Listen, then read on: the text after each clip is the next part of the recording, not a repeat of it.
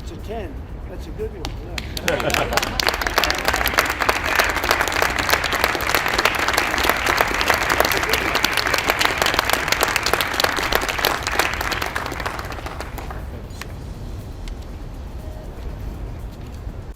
In 2018, a trade war began that was supposed to protect American farmers and restore their former prosperity. Instead, it turned into an economic nightmare, tearing apart the heart of rural America. Imagine this: vast fields in Iowa, Nebraska, and Indiana, where yesterday tractors were buzzing and silos were filling up, are now empty and lifeless. Small family farms that have fed the country for centuries are now on the brink of extinction, and their owners are being forced to sell their last herds and cut back on crops in an attempt to survive. And police in Italy are investigating possible arson after a fire destroyed more than a dozen Tesla vehicles. Elon Musk is calling the incident at a Rome dealership terrorism. This comes as Tesla has been the target of recent protests around the world. What if I told you that the tariffs that were supposed to stop China are primarily destroying American farmers themselves? That the billions of dollars allocated to help farmers are almost entirely going into the pockets of the largest corporations, leaving small farms with no chance of survival? The facts are shocking. In recent years, the number of small farms has fallen by 12%, while the largest agricultural holdings have more than doubled their share. After Trump imposed those sweeping 25% tariffs on aluminum and steel imports, the European Union retaliating with tariffs on up to $28 billion of U.S. goods.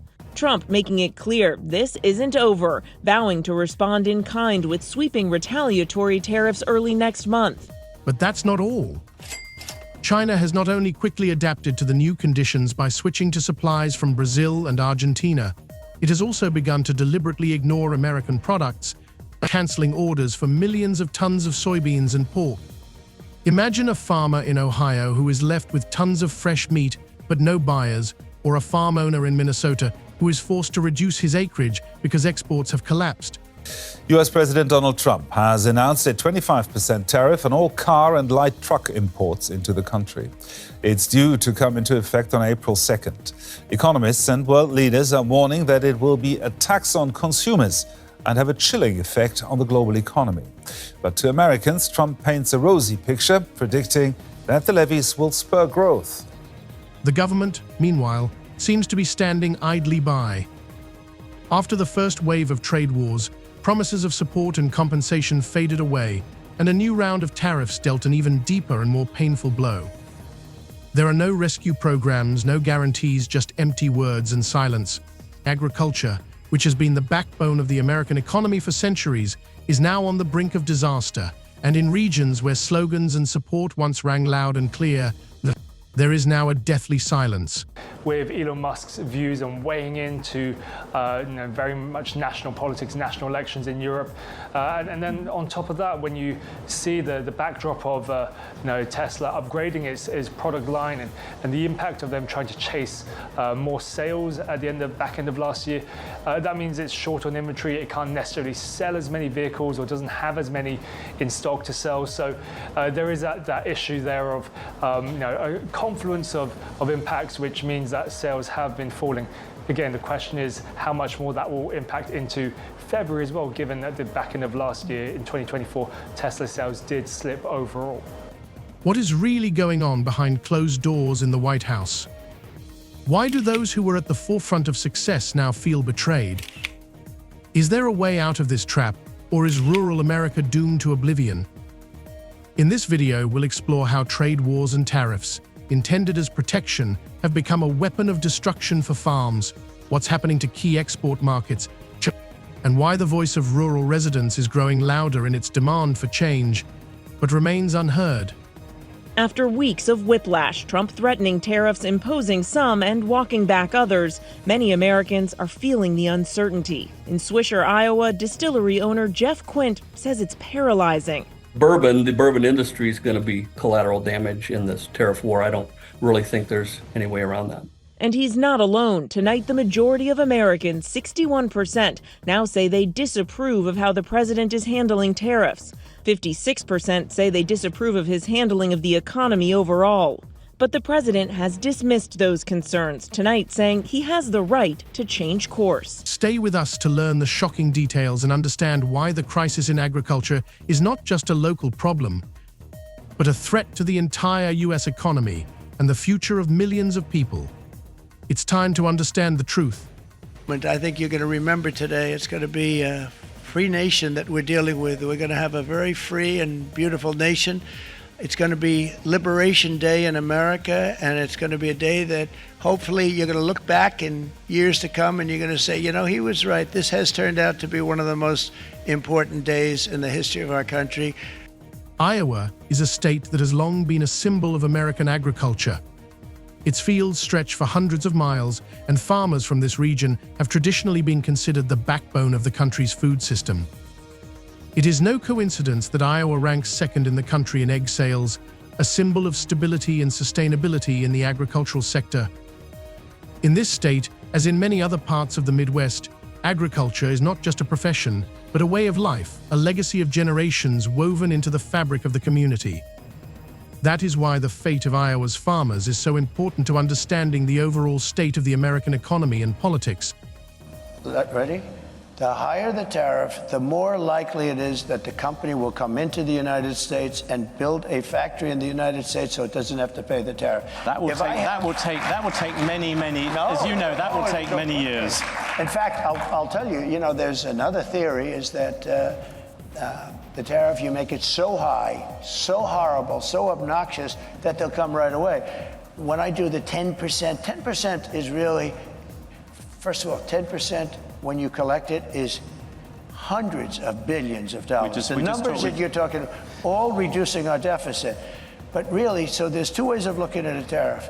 You can do it as a money-making instrument, or you can do it as something to get the companies. Now, if you want the companies to come in. In recent years, a new and very serious player has emerged in the U.S. economic landscape, China. Today, Chinese investment in the U.S. economy has reached about 4% of GDP. This figure is not just a statistic, but a real measure of influence. If China decides to sell off these assets quickly and sharply, the country's economy will feel a tangible shock. In theory, the Federal Reserve could mitigate the consequences, but in reality, without active action by regulators, such a sell-off is simply unavoidable. This means that even at the global economic level, China's decisions and trade conflicts directly affect every farmer in Iowa, Nebraska, or Indiana. In 2018, then U.S. President Donald Trump announced the start of a large-scale trade war with China.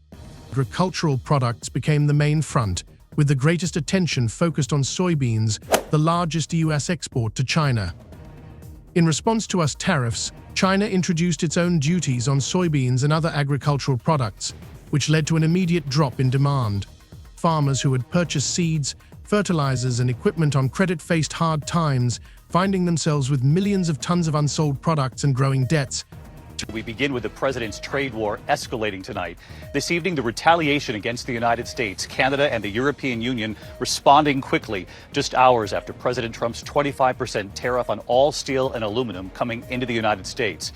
Canada, the largest supplier of steel to the U.S., slapping new tariffs on $20 billion worth of U.S. goods that are sold in Canada. And the 27 countries of the European Union imposing retaliatory tariffs on up to $28 billion worth of U.S. goods sold in Europe. The tariffs were a blow to the fragile balance that sustained the U.S. rural economy. Small and medium-sized farmers, who form the backbone of the food system, found themselves at the epicenter of the crisis. By 2020, the number of bankruptcies in the farming industry had risen by 24%, and export losses exceeded $27 billion. Despite all this, Trump's support among farmers in the affected regions remained surprisingly high. Many believed that temporary difficulties would lead to a favorable trade agreement that would restore the U.S.'s position in the global market. But expectations were in vain. China did not back down, but instead redirected its purchases to Brazil and Argentina.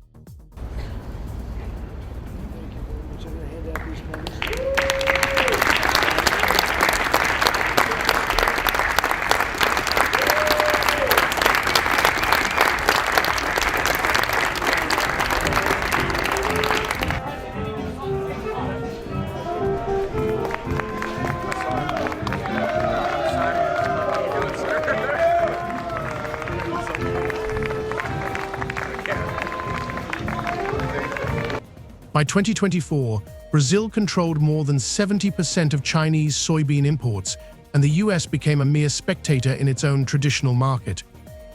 That same year, despite all the economic losses, farmers from most agricultural districts once again voted for Trump, seeing him as a defender of their interests. However, in 2025, those hopes were dashed by another round of tariffs even tougher and broader, dealing a serious blow to those who had once supported the president's administration. Many small farms, which make up 80% of all farms in the country, received poultry payments from the government less than $5,000. Meanwhile, large agricultural holdings, which account for 10% of farms, received millions of dollars in aid. This policy has become a death sentence for small family farms, which have found themselves in a vicious trap with no real support. In 5 years, the number of farms smaller than 10 acres has fallen by 14%, while the number of farms with an annual income of over $2 million has more than doubled. Tariffs, there's been a lot of on and off, some inconsistency. There's no inconsistency. I'm not like a block that just, I won't delay. It's called flexibility. It's not called inconsistency. It's called flexibility. The trade war, which was supposed to be a symbol of economic strength and the protection of national interests, has in fact become a mechanism for concentrating resources in the hands of the largest players in the industry. Small farms are finding it increasingly difficult to survive. Many are being forced to close, and farming communities are losing their foundation. The social landscape of rural America is changing. Black and Native American farmers have been particularly hard hit, with their numbers declining at an alarming rate. Women farm leaders are also facing financial difficulties that undermine their role and income. Problems are also growing in other regions. In Kansas, wheat farmers are forced to liquidate their stocks and sell grain to the ethanol industry at extremely low prices, which is causing losses. In Arkansas, delays at customs in Southeast Asian countries are making American rice less competitive, losing ground to Thai exporters who do not pay duties. A similar picture can be seen in livestock farming, where pork exports have fallen by billions of dollars over the past 5 years, and China, which used to be the largest consumer of American meat and meat products, now buys similar products mainly from Europe.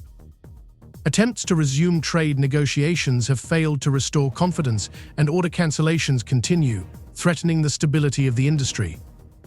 In addition, increased import tariffs have led to retaliatory measures by Canada and Mexico, major export partners for us beef.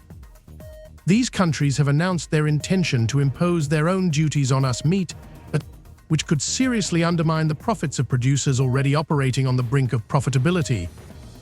The consequences appear particularly dramatic in the dairy sector. In 2024, dairy exports exceeded $8 billion, but about 20% of shipments went to just 3 countries: China, Canada, and Mexico, all of which have either already imposed or threatened new tariffs in response to US actions.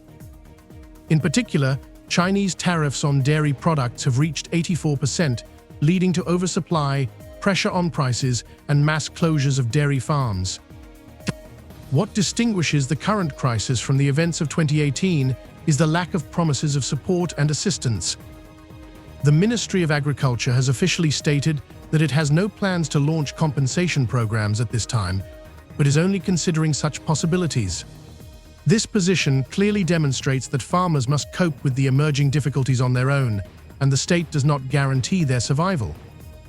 Internal USDA forecasts predict a drop in agricultural producers' revenues of more than $40 billion in 2025, one of the sharpest declines in decades. Banks have already begun to tighten lending conditions. Equipment suppliers are reporting order cancellations, and cooperatives are reporting declines in sales of fertilizers and other resources. In terms of scale and impact, the situation is comparable to the Great Depression and the Dust Bowl.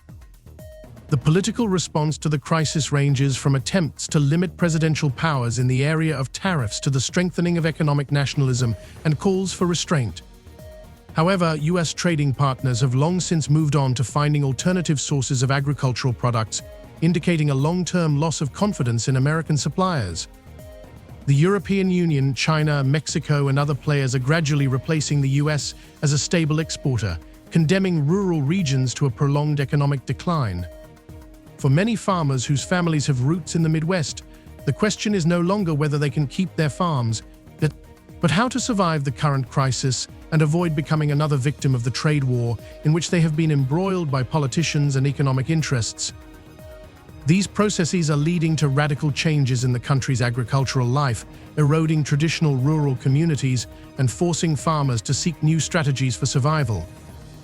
In the next part, we will take a closer look at the consequences of this consolidation, the social aspects of the crisis, and the prospects for the revival of agriculture in a context of global instability.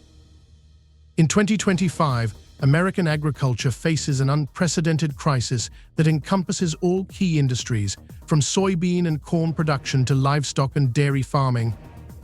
We can no longer talk about temporary difficulties or local problems today. We are talking about systemic destruction that threatens to break the traditional agricultural way of life and leave millions of farmers without a livelihood.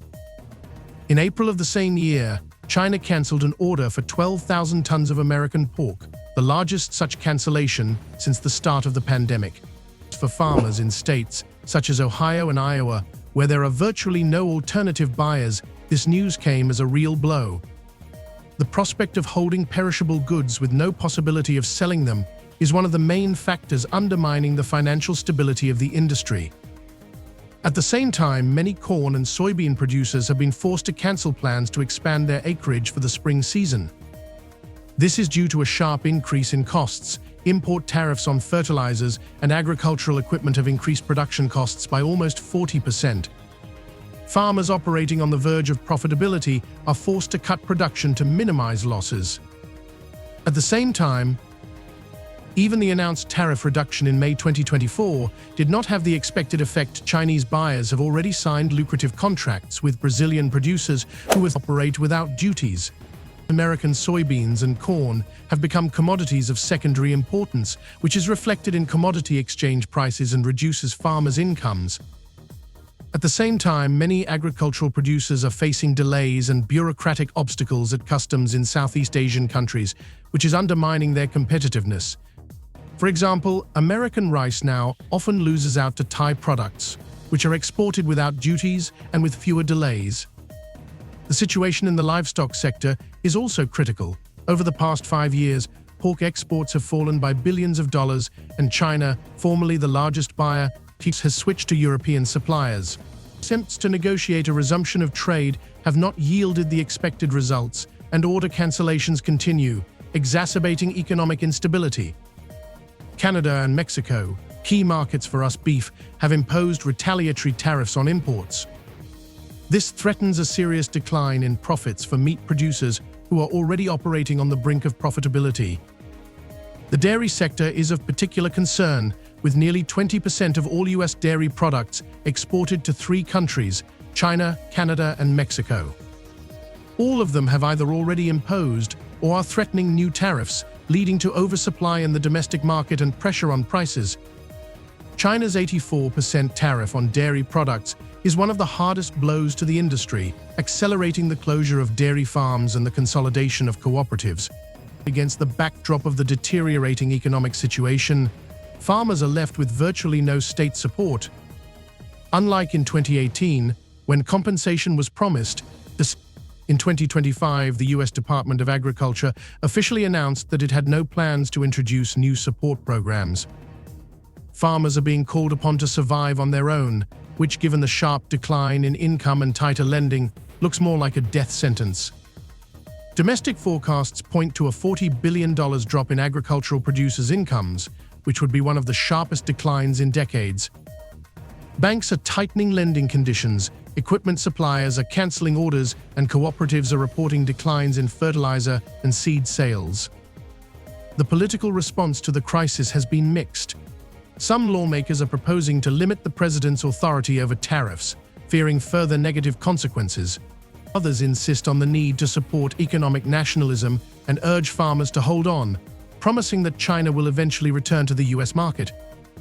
However, reality tells a different story. Trading partners have long been looking for alternatives, and confidence in the U.S. as a reliable supplier of agricultural products has declined significantly. The European Union, China, Mexico, and other countries are gradually replacing the US, leading to a prolonged economic downturn in rural areas. For many farmers in the Midwest and south of the US, the question is no longer whether they can keep their farms, but how to survive the coming crisis. In Iowa, farmers have begun selling off their herds. In Kentucky, they are reducing soybean acreage, and in Texas, they are significantly cutting back on irrigation to save money. In California, dairy cooperatives are warning of the need for consolidation, which will affect not only small but also large farms. Minority farmers are feeling the crisis particularly acutely. Over the past 6 years, the number of farms owned by black people has fallen by more than 8%. Native American farms have lost almost 10% of their land, and the income of farms headed by women has fallen by half. Each new wave of tariffs accelerates this process, undermining hopes for recovery. Trump's public statements that farmers should just sell their products domestically do not take into account the real scale of the problem. Domestic demand covers only 60% of soybean production, 50% of dairy products, and 40% of certain types of pork. Without exports, the agricultural system operates at a significant loss, and this problem is well understood by both farmers and agricultural organizations. The American Farm Bureau Federation has warned that exports account for about 20% of the industry's total revenue, and the National Farmers Union has criticized the tariff policy as irresponsible. Even the Soybean Association, which previously supported the administration, is now warning that even temporary tariffs could permanently deprive the US of its market share. Farmers from the South and Midwest are organizing meetings, trips to Washington, and meetings with lawmakers to make their voices heard. Their message is a desperate cry for help and a plea to change course. However, in a politically divided country, their plight rarely becomes a topic of widespread public discussion or social media. There are no viral videos of empty grain silos or breaking news stories about milk delivery delays. There is only the quiet sound of dryers running, unpaid bills at the store, and eviction notices. And in that silence, thousands of farmers are asking themselves the same question: is this what victory looks like? The situation in American agriculture today is a tragedy unfolding before our eyes.